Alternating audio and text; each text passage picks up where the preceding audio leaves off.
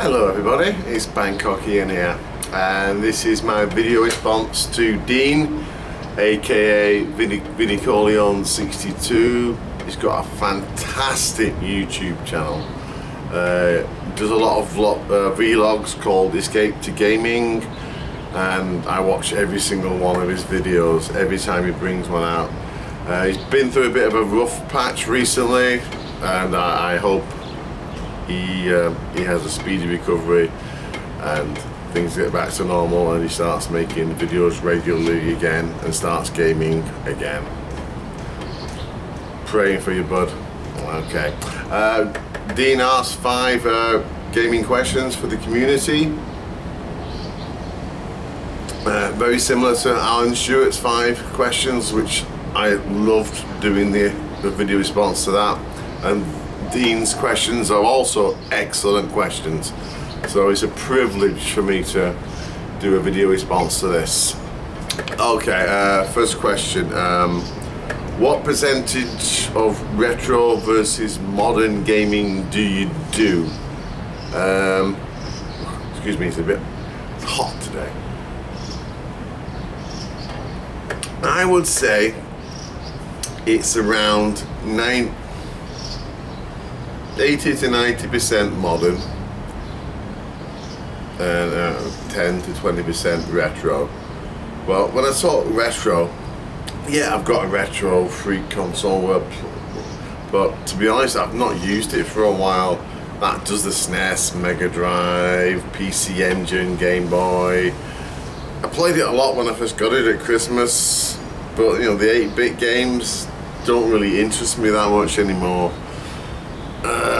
If you've seen a few of my videos on my channel, you'll know that I'm mainly a retro PC gamer. So the retro PC games have always been my favorite type of retro game, and my fondest memories gaming wise were in the 90s. I had a 486 PC, you know, Pentium processor, and I got the first 3DFX card, and I got the Voodoo 2 card, and those were the days, you know. And so when I play retro games, I play retro PC games that were made for DOS or, you know, Windows with 3.1, Windows 95, and I actually get a great deal of fun from doing that, because often I like go into all the I&I settings of the games or search the internet for various mods to improve the textures, make it widescreen, stuff like that, you know. I mean, last week I got a game from GOG.com called Requiem, Avenging Angel.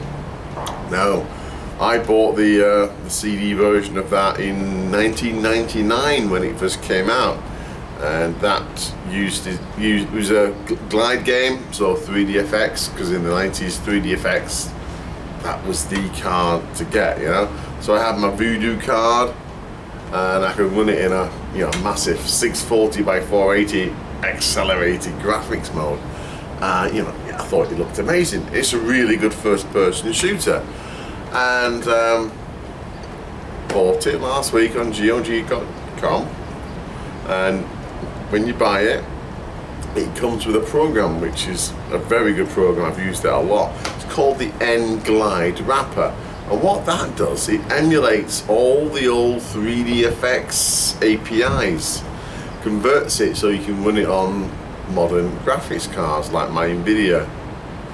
So I've been able to play a 17-year-old game in widescreen in 1440p and with full anti-aliasing.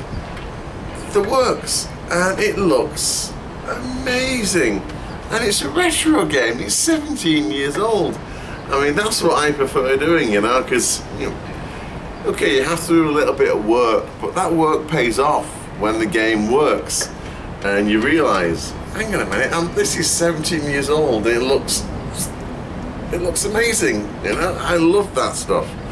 So yeah, so yeah, don't get me wrong, I still love all the modern gaming stuff, but I'm a bit of a tinkerer, and I like messing around with INI files, configuration files, and the edited DirectX mods and DLL files. I love doing all that to get a game which is really old and was designed for 640 by 480 res, to get it in widescreen at 1080p plus.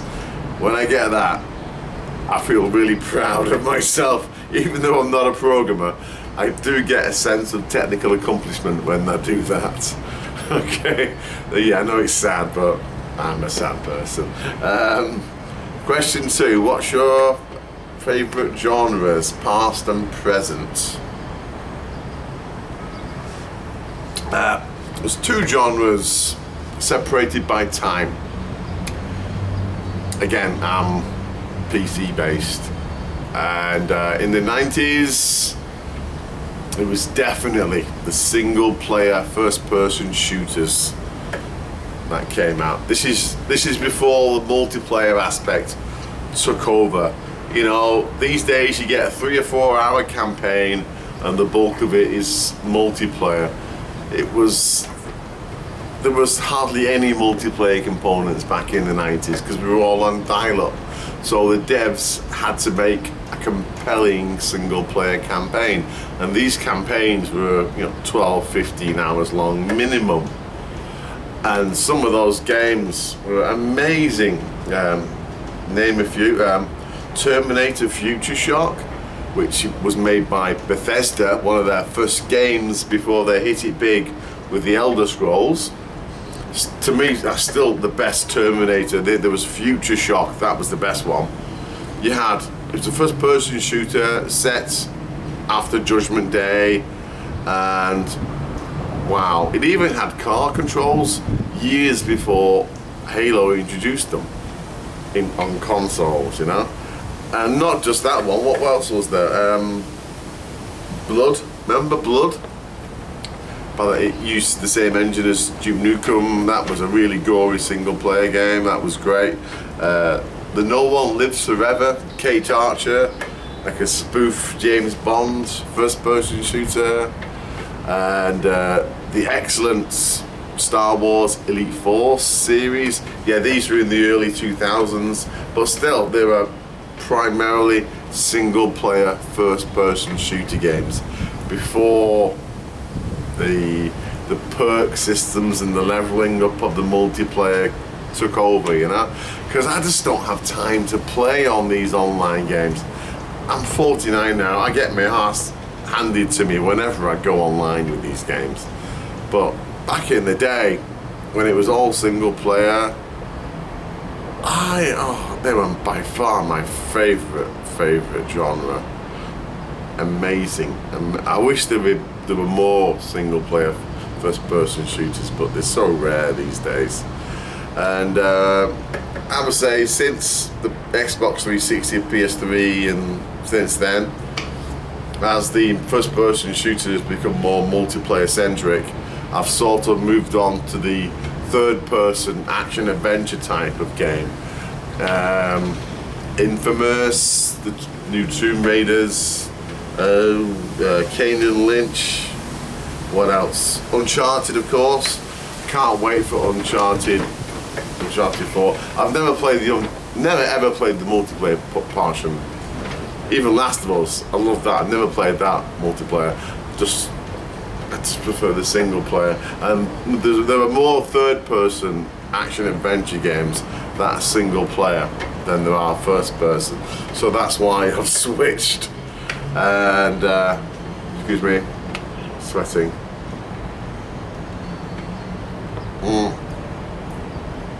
I've got them written down here. So question 3, what are your biggest concerns or fears for the gaming future? Well, oh sorry, I forgot something. We're talking about genres on the third person, okay? If anyone has got an Xbox One and is looking for a fantastic third person action adventure game, I highly recommend Quantum Break. This is an amazing game. It's by Remedy. They did Alan Wake, and they did what's it called, Max Payne, the original Max Payne. This is an amazing game, and no one seems to be talking about it. And because it's on the Xbox One, no one's buying it. But if you have an Xbox One, please, if you want a great game, get this. It's amazing. So sorry about that. Let's get back to question 3. Biggest concerns and fears. My biggest fear, it's been happening for 5 or 6 years now.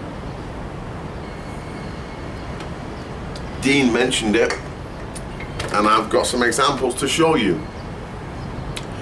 It's games that rely on online servers, and to me, Sony are the worst culprits for this. I've got 3 examples here of games that were great when they came out, but they relied on their multiplayer service. Let's go historically here. First one, the Eye of Judgment. I love my card games. This used the PlayStation 3 camera, and you place the card down, and the camera would read the card, and it would be like, remember that chess game in Star Wars where the figures appeared? It'd be like that, and it was amazing. I had a great time playing this online with all people around the world. I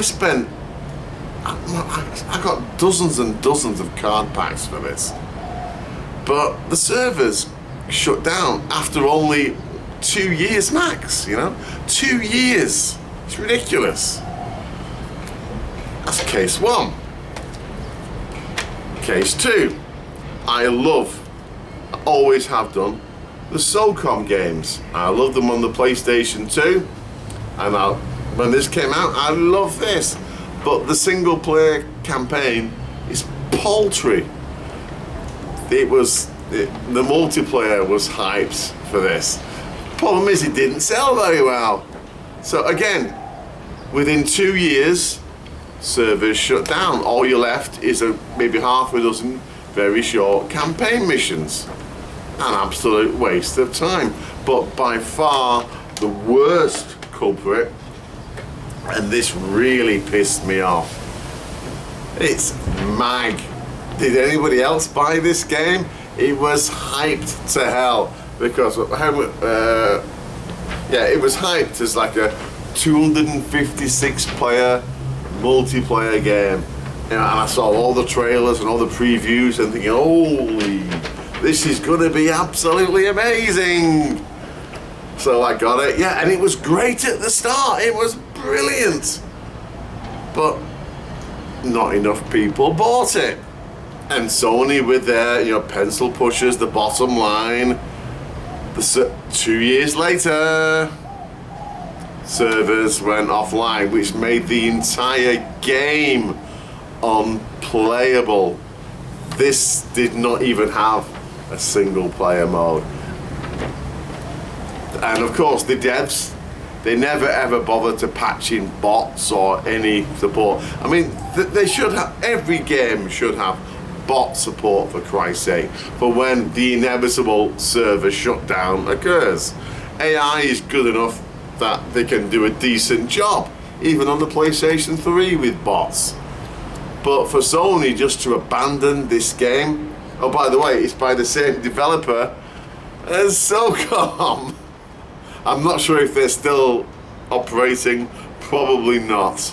But this really pissed me off because I really liked it, and less than 2 years, kaput, pissed me off. So yeah, and it's only going to get worse. Drives me insane. But saying that, the consoles are by far the worst affected. I mean, I've been on Steam since 2003, and with the PC you can host your own servers. So I've got so many I don't really play multiplayer, but I could. I mean, if you go to Steam, there's there's hundreds of dedicated server apps you can download for all your games. So if you wanna get an online game, you can download the server, just tell your mates who also have the game, and they can log into your server. You can't. Why don't more console games do that? That would prolong the life of all the games. Why do we have to rely on the Sony and the Microsoft servers? PC doing it for years, dedicated servers. It's not difficult these days, you know? But yeah, that's rant over. Question 4.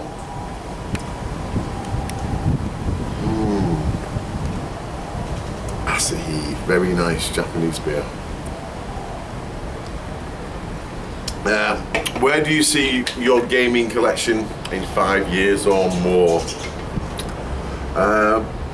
The problem is with me is that I've always been a huge gamer, but not a collector.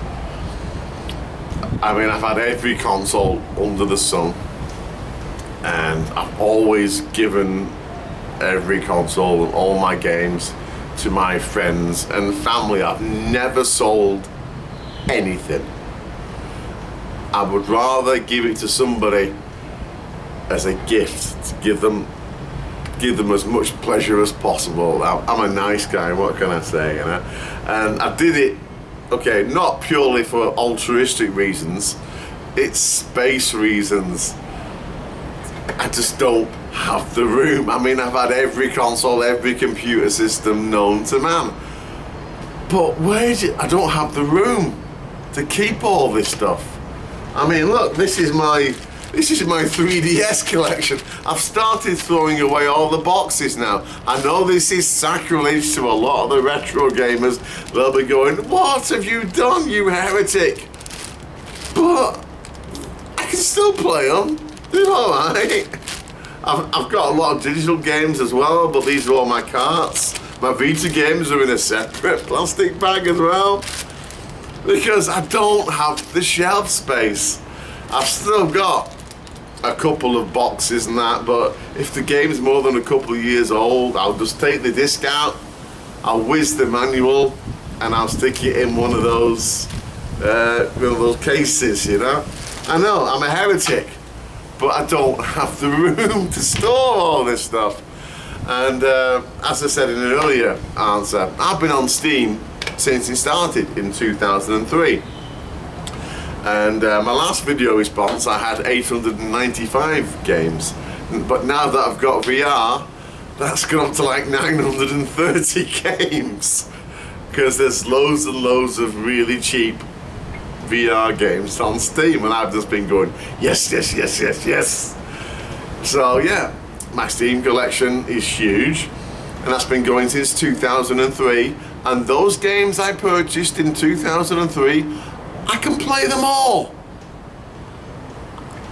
I mean that's 13 years already, and Steam is going to be around for another 20 years at least, you know? It's such a behemoth, you know? So I don't have any qualms about buying games on Steam.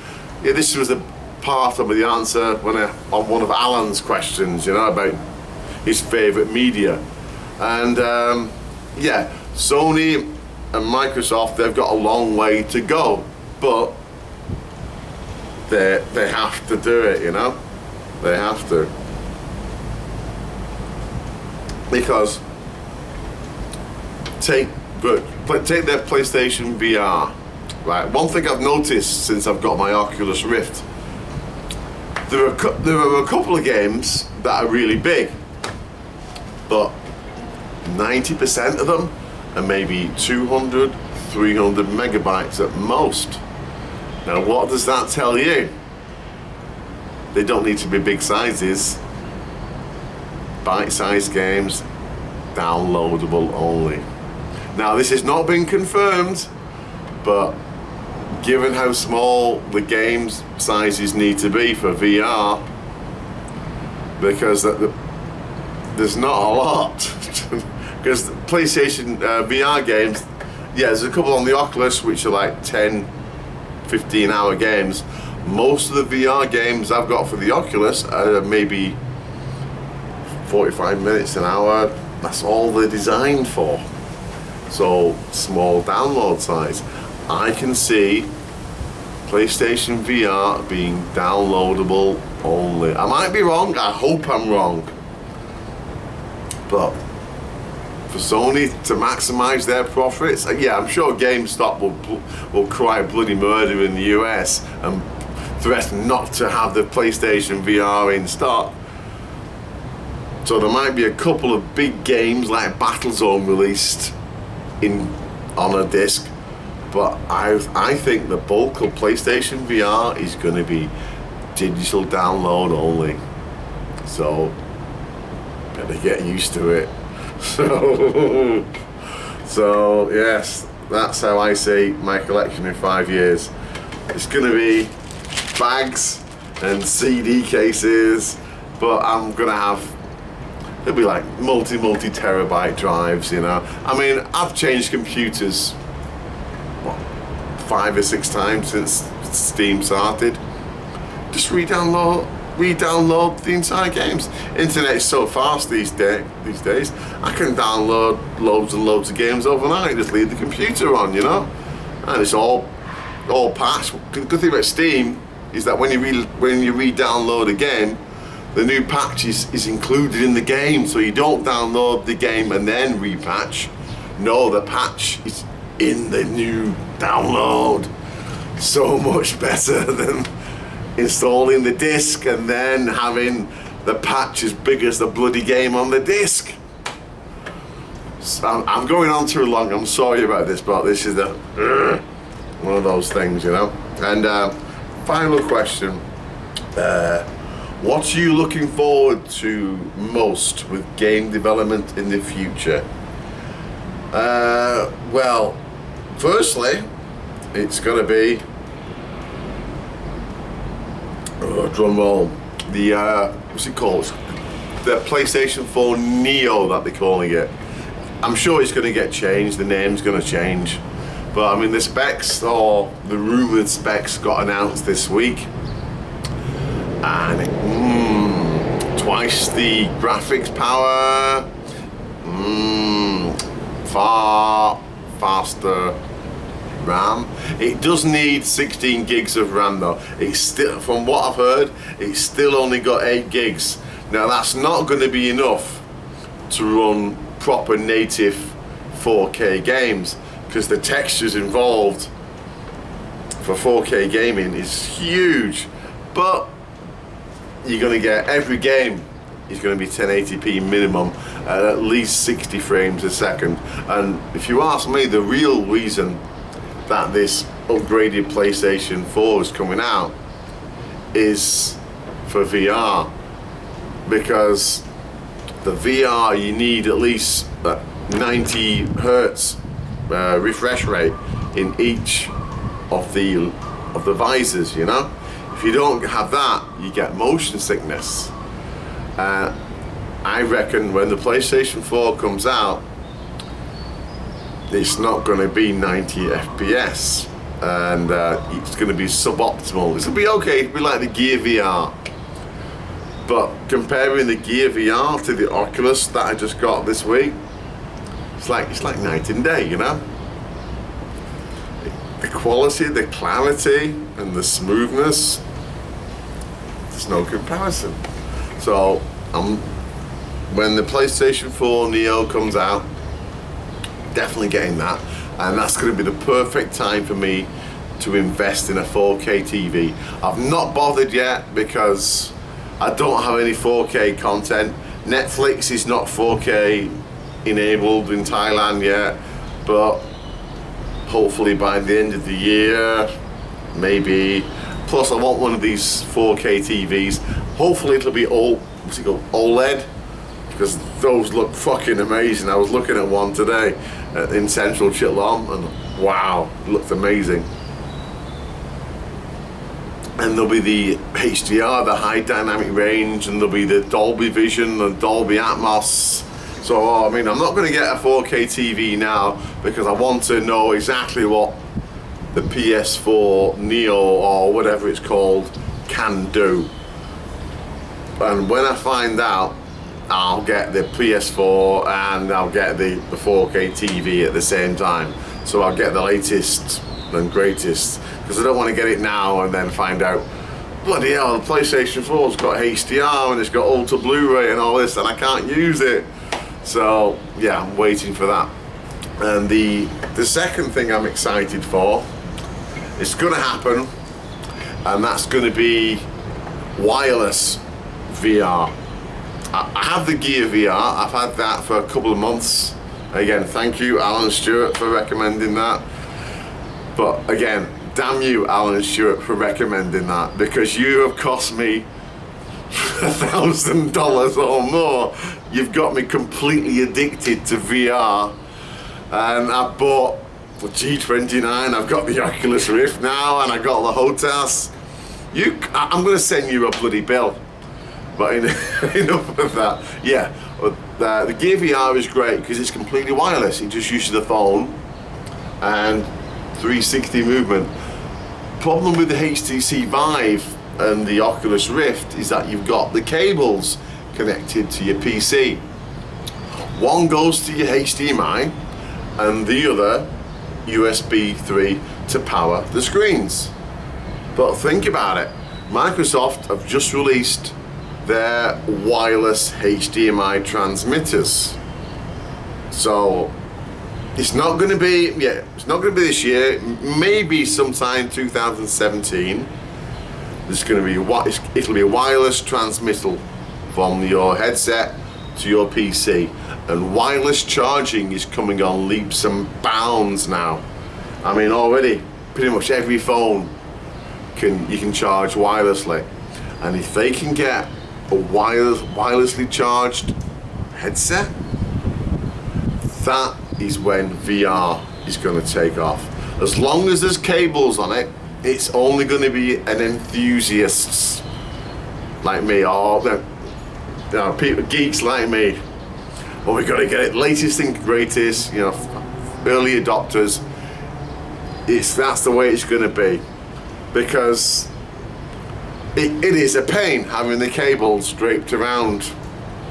I mean, I've had the Oculus for what, 5 or 6 days, and yeah, it does get on your nerves having the cables. You're always shifting the cables, putting it here, getting it out of the way.